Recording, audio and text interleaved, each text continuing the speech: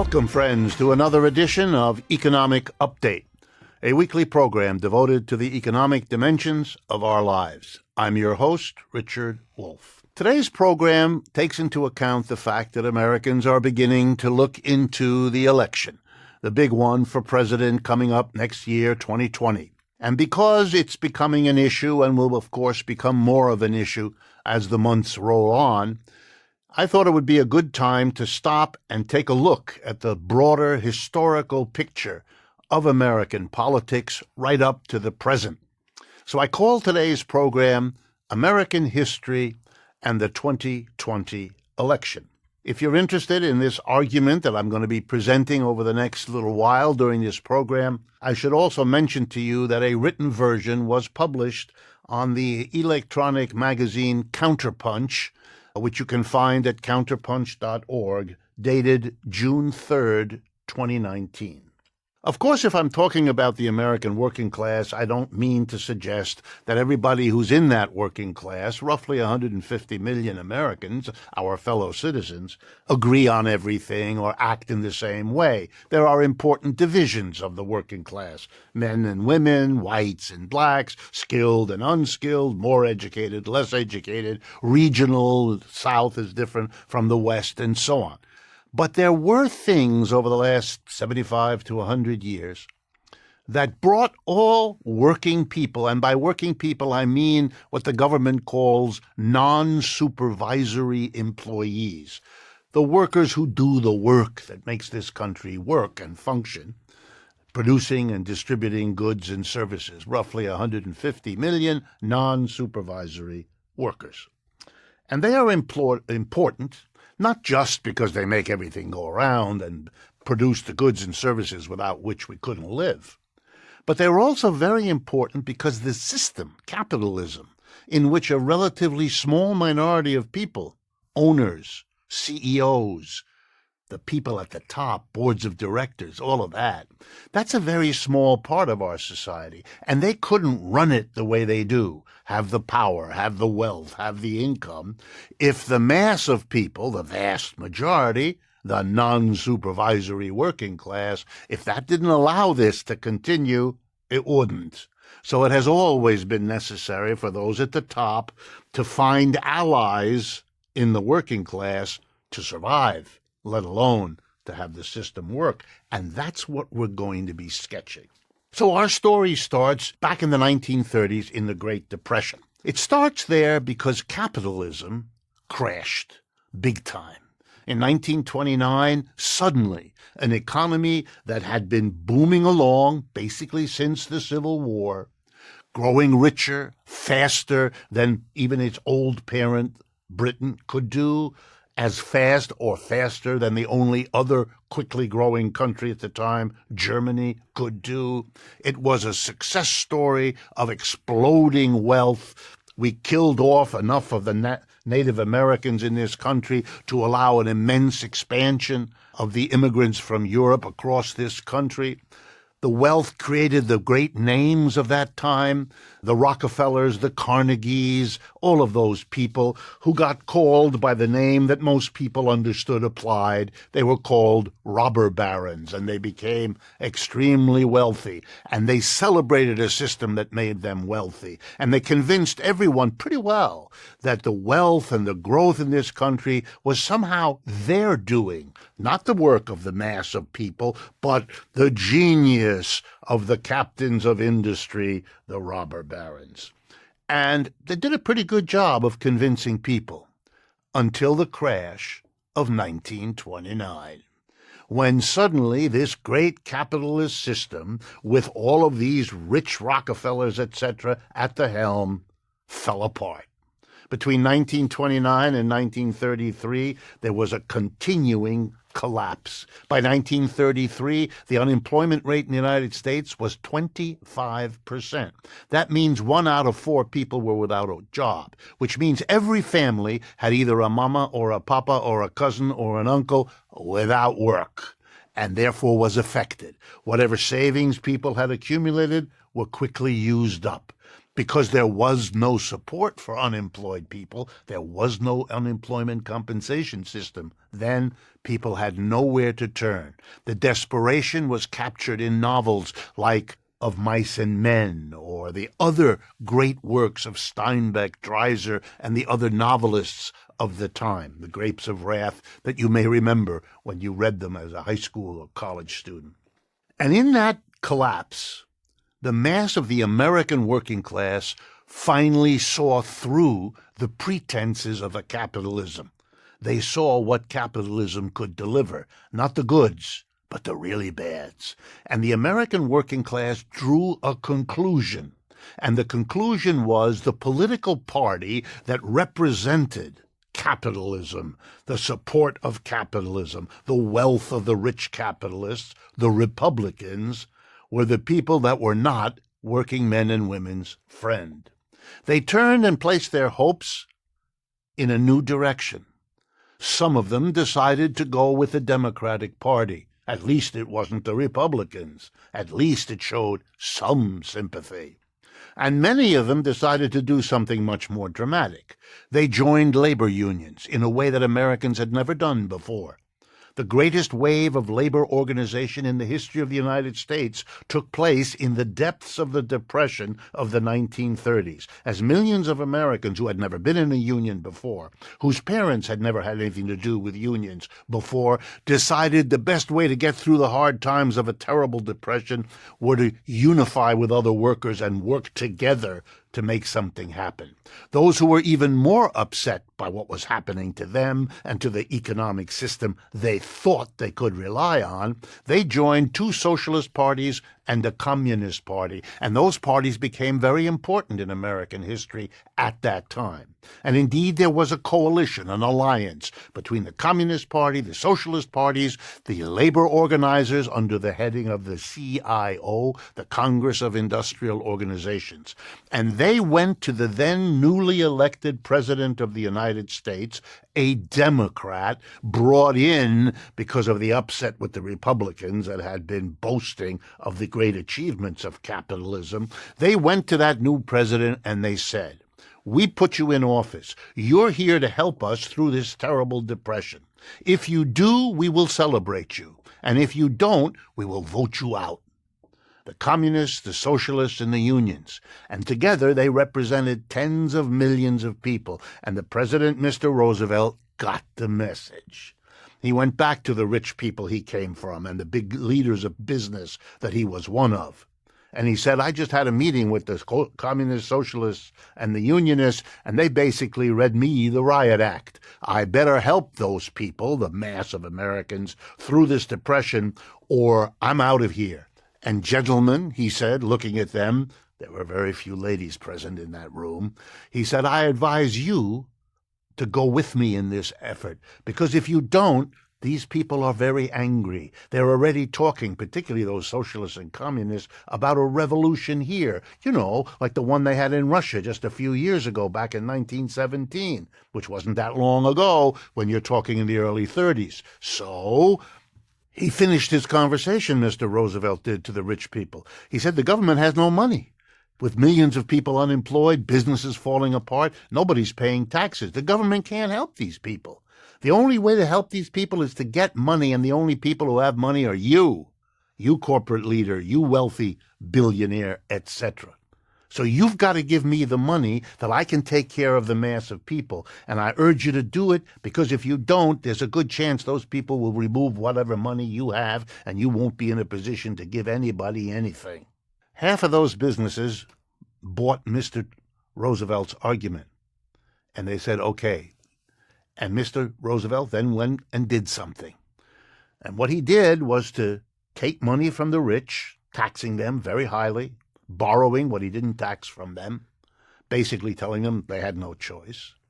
And he used the money to create the Social Security system, to suddenly go to all American families and say, "You're elderly, you're people 65 years of age and older, I'm going to give them a check, a government Social Security check, every month for the rest of their lives." He created the unemployment compensation system. For the first time, you lose a job through no fault of your own, the government will give you a check every week for a year or two to help you through. Number 3, a minimum wage. We never had that before in America, just like we never had a Social Security system before or unemployment compensation. Suddenly, if you had a job, you couldn't be paid below a certain amount because it was indignant for you and without dignity for the society to treat people this way. What an idea. And finally, the government hiring program. Roosevelt telling the American people, if the private capitalists of this country can't or won't hire millions of Americans who only ask for a job, then I will as president, and he did. He hired roughly 15 million people between 1934 and 41. The American working class could not believe what they had accomplished. Through that alliance of the communists, the socialists, and the unions, they had gotten a president to tax the rich and the corporations to provide a vast program of help and support to working men and women, the working class. And the working class made a commitment. This is our guy, Mr. Roosevelt. And so they turned to his party, the Democratic Party, and said, this is the party of the working class, and we're going to support you. And how powerful was it? Well, let's see. Mr. Roosevelt was president 4 times. He was reelected 3 times by overwhelming support of the American working class. It became the Democratic Party. The Democratic Party became it. It's an extraordinary story, and it's where the politics of this country were shaped in a profound way. The role of the Democratic Party and of Roosevelt was simple. Capitalism as a system, if left in the hands of private enterprises, capitalists, and big corporations, can and will blow itself up and produce catastrophes like the Great Depression. And the only way to manage that, to prevent it from happening over and over again, is to bring the government in a massive intervention of an ongoing sort, like Social Security, unemployment compensation, minimum wage legislation, and federal jobs when the private sector can't provide a living wage to everybody who needs and wants one. What a commitment. And who's to pay for it? Big business and the rich. And that set the tone for what the Democratic Party did. But it also set the tone for what the business community would do next. Confronted by a massive defeat, they had to pay. They had to pay taxes like they had never paid before to fund a program of helping the mass of people. They had been made to be the problems of our society, the robber barons who cared for profits but not for the condition of the American people. Capitalism had given itself a black eye, and the Democratic Party pointed at it and said, never again. And the business community was horrified. Would they have to pay big taxes forever in this system? Would they not be on top of it? Would they be having to be responsible? No, they said. And the rest of this story is how American politics were changed after Mr. Roosevelt was gone. We've come to the end of the first half of this program. So before I, having teased you a bit, take you to the next step, bringing it up to the present, I want to remind you, please, to follow us on YouTube. YouTube/Democracy at Work is how you can find this program. And supporting us that way is an enormous encouragement in a very practical way for us. Please make use of our websites, rdwolf.com and democracyatwork.info. And as always, a special thanks to the Patreon community whose support and encouragement is crucial to every program we produce. Stay with us. We will be right back.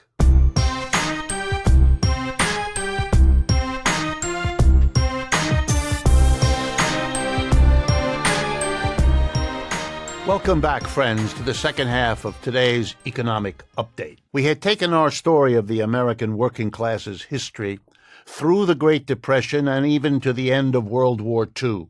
And that was the crucial time because the Depression was now over. The working class had embraced the Democratic Party of Franklin Roosevelt and vice versa. The war had put Americans back to work. Half of the unemployed took on a uniform. The other half went to work producing the uniforms and guns and ships and all the rest. And so 1945 is the crucial end of the Depression, the return of people to jobs, and the death of Mr. Roosevelt. And that was the opportunity for the reaction, for the Republican Party to lead the way in pushing back against all that had been accomplished in the 1930s. Undoing what had been done. That thing had been called the New Deal, so now the agenda was to undo the New Deal. And the way the Republican Party and the business community, working very closely together, did that was to destroy the New Deal coalition, that combination of communists and socialists on the one hand and unions on the other. The working class's leadership, congealed in those groups, communists, socialists, and labor unions, had to be destroyed so that the Republicans could then find allies within the working class to pull over to their side so it wouldn't face them in the devastatingly successful run of the Democrats under four presidencies of Mr. Roosevelt. So here's how they did it. First, they went after the communists. They were not leaders of a working class. They were evil agents of a foreign power, and you got rid of them. The minute you finished, you did the same to the socialists and said they were the same as the communists. They just spelled it in a different way. And you taught Americans to be very frightened of all of that and very hostile. And Russia became the great enemy. This is step one, break the coalition. Step two, you hobble the labor movement. The Taft-Hartley Act of 1946, a law which said anything that a trade union won at a workplace had to be given to everybody who worked there, whether or not they were members of the union, whether or not they had gone out on strike when the union called them to do that, whether or not they paid dues to the union, which gave everybody an incentive to be a free rider, to get the benefits of labor without being part of the union movement. And that marks the beginning of the downhill run of the labor movement, which was eviscerated in this way. Businesses decided they could make more money by going out of the country. You began that hemorrhaging of jobs out of the country to cheap labor somewhere else, which the unions couldn't fight because they were fighting a battle to survive the onslaught of the government's attack on them. It worked. The long and the short of it is, it worked. The New Deal coalition was broken up. Part of the effort was also to send the women who had been pulled into the labor force. During World War II, when the men went off to fight, women, Rosie the Riveter, became workers everywhere in America. Now, after the war, the Republicans led the charge. Women must go back in the household. A woman wasn't a hero if she was doing the work that the men used to do and doing her part for the war effort. No. She became a person who ought to be at home, who ought to be taking care of children. The whole women's liberation movement is born out of women being pushed back to a subordinate household role that was not valued, and yet they were told they were to do it.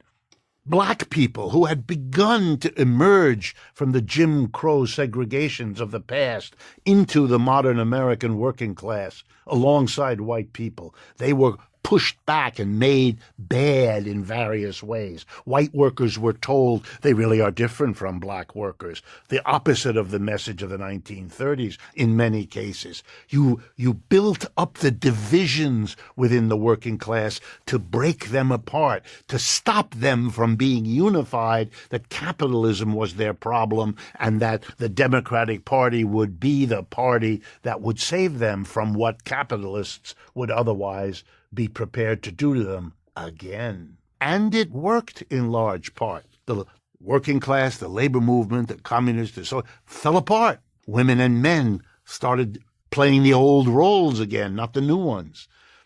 Segregation and race hostilities were revved up again, where they hadn't survived so well before. And so the working class fractured, and the Republicans were able to make real gains, to be the champion of white against black, to be the champion of the male worker on the job, less the women. You could see the whole modern identity politics being born in this onslaught to undo the New Deal. And what did the Democratic Party do? Did it go to their roots and say, no, we're going to be the united working class? No. They didn't know how to fight this battle. They too were hobbled. They didn't rely on their left wing because those were tarred with the brush of communism and socialism. So they fell for that kind of splitting, and they split. So a new generation of Democrats, led by people like Bill Clinton, emerged, who said, okay, if we can't hold on to the working class, maybe we can keep our party going by appealing to the capitalists.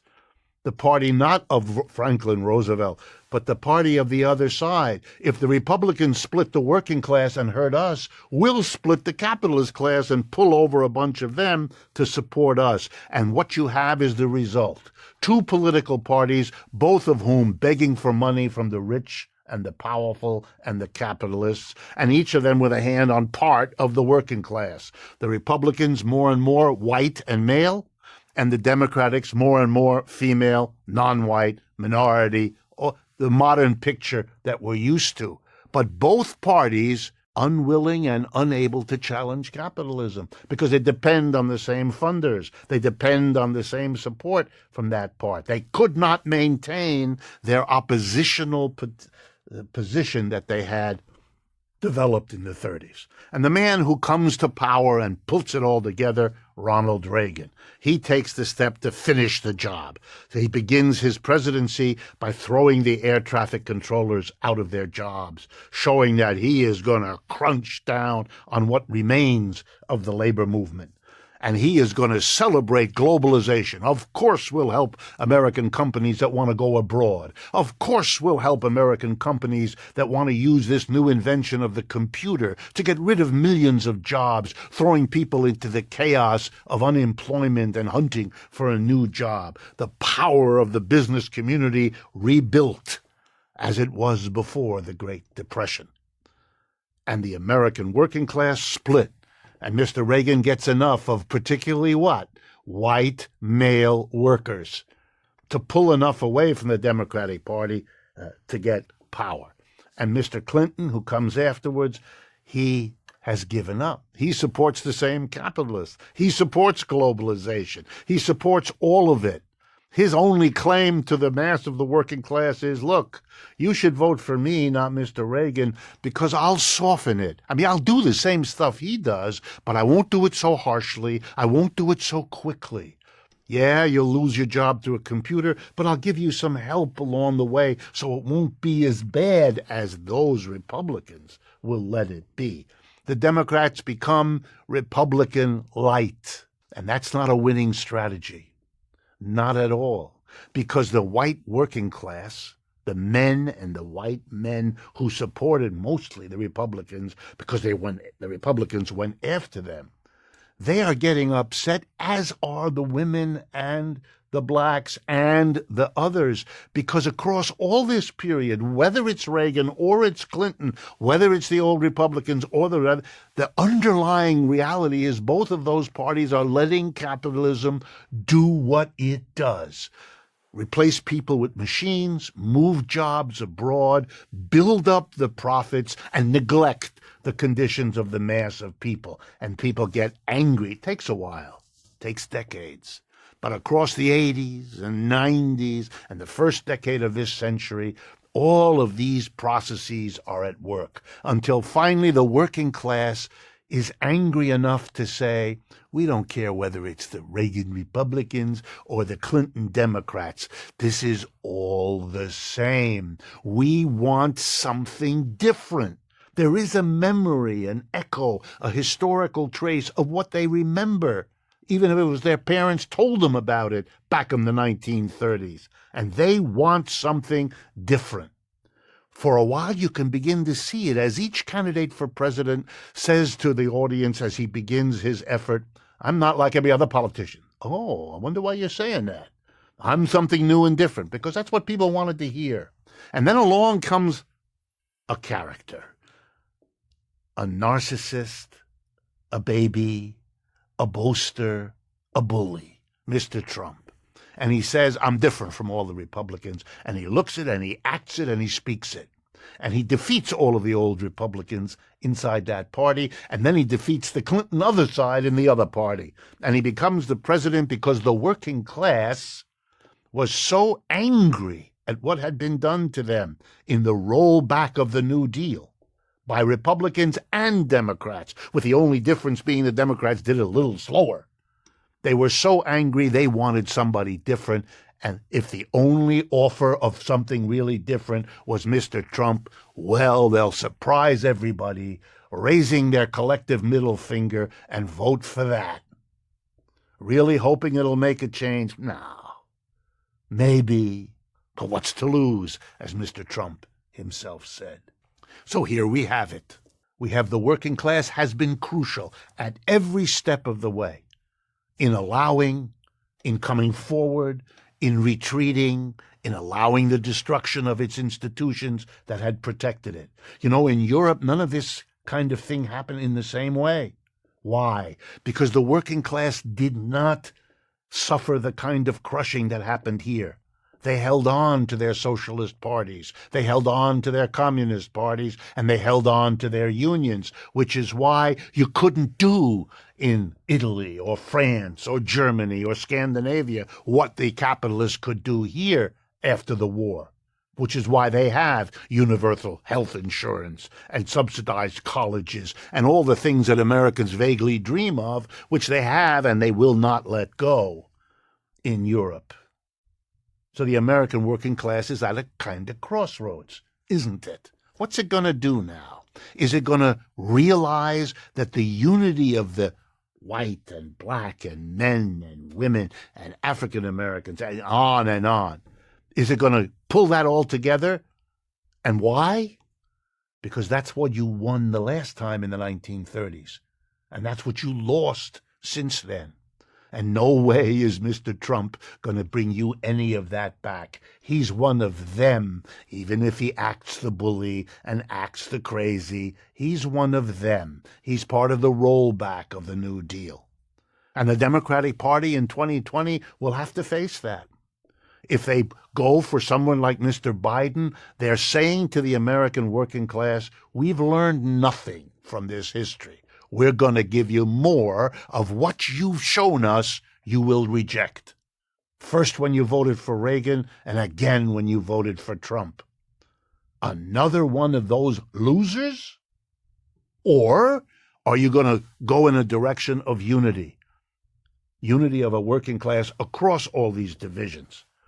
With someone more like Mr. Sanders, or more like others. It doesn't have to be him, and it doesn't even have to be any of the declared people now. It has to be something new and different in terms of the recent history, but something old that we've learned from in terms of what the Democratic Party was in the 1930s. What it was, it can be again. But the question is, when and how and who will make that happen? And this election coming up in 2020 is a first step in figuring out whether the Democratic Party can rise to this situation, and if it can't, whether new and different parties will have to emerge that do learn the lesson of the history of the American working class and its relationship to politics, and therefore can make a difference and surprise everybody from the left the way Mr. Trump's victory surprised everyone from the right. I hope you found this interesting as a way to think about the election coming up. That's what this program was designed to help you to do. Thank you very much for your attention, and I look forward to speaking with you again next week.